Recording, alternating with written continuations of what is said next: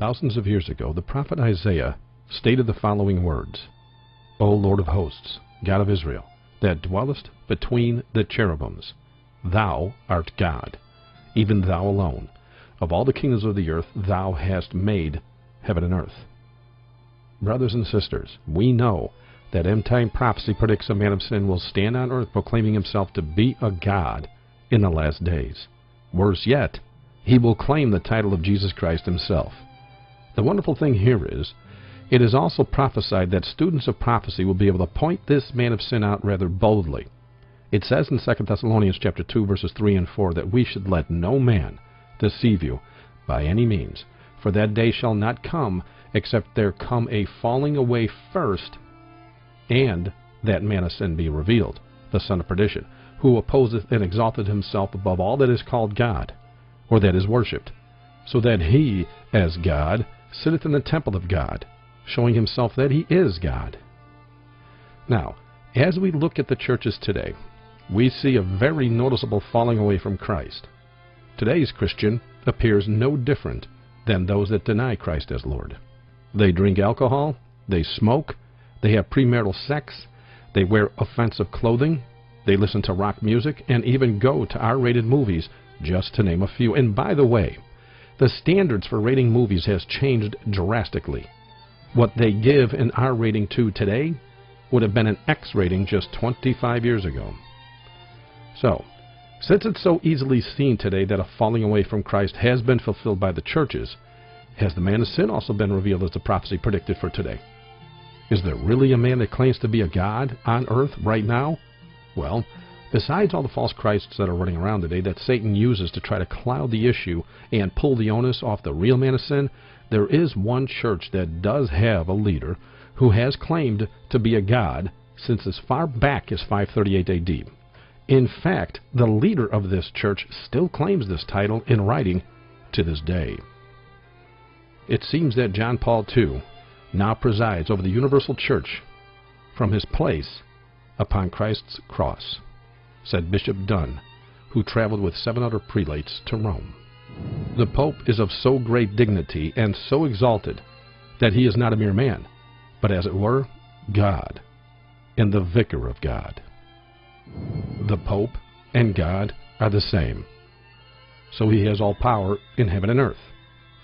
Pope Nicholas I declared that the appellation of God had been confirmed by Constantine on the Pope, who, being God, cannot be judged by man. The Pope is not only the representative of Jesus Christ, he is Jesus Christ himself, hidden under the veil of the flesh. Now, this blasphemy is not just limited to the popes.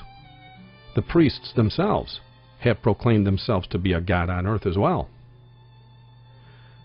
The Bishop of Fort Wayne literally sanctioned the following Vatican-approved statement that says, "Of what sublime dignity is the office of the Christian priest, who is thus privileged to act as the ambassador and the vicegerent of Christ on earth.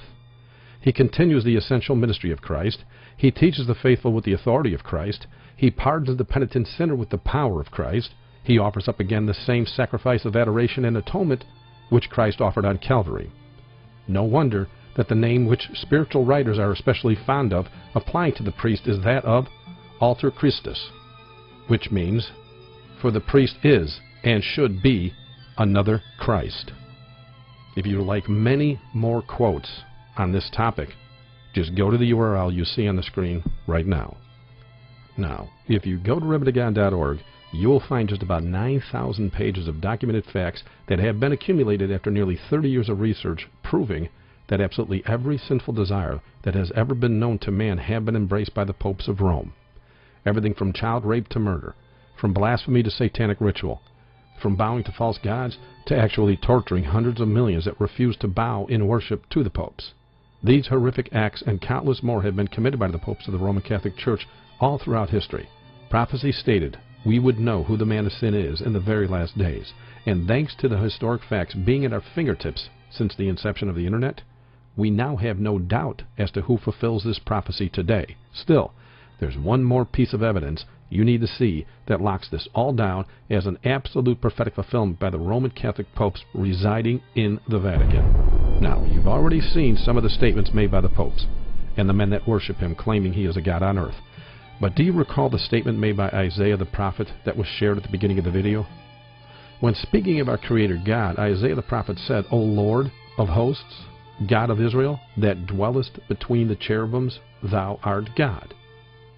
Now, Isaiah says our God sits between the cherubims while on his throne. But what does the prophet John say about the throne that Isaiah says he's sitting on?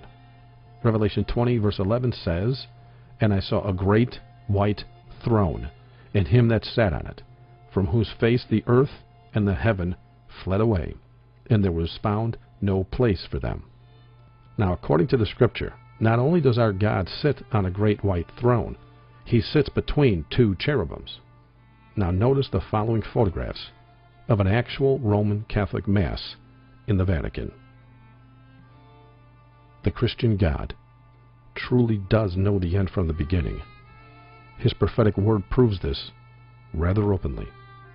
If you need more information about this man of sin in Rome, feel free to visit remnantofgod.org. Thanks for watching. God bless.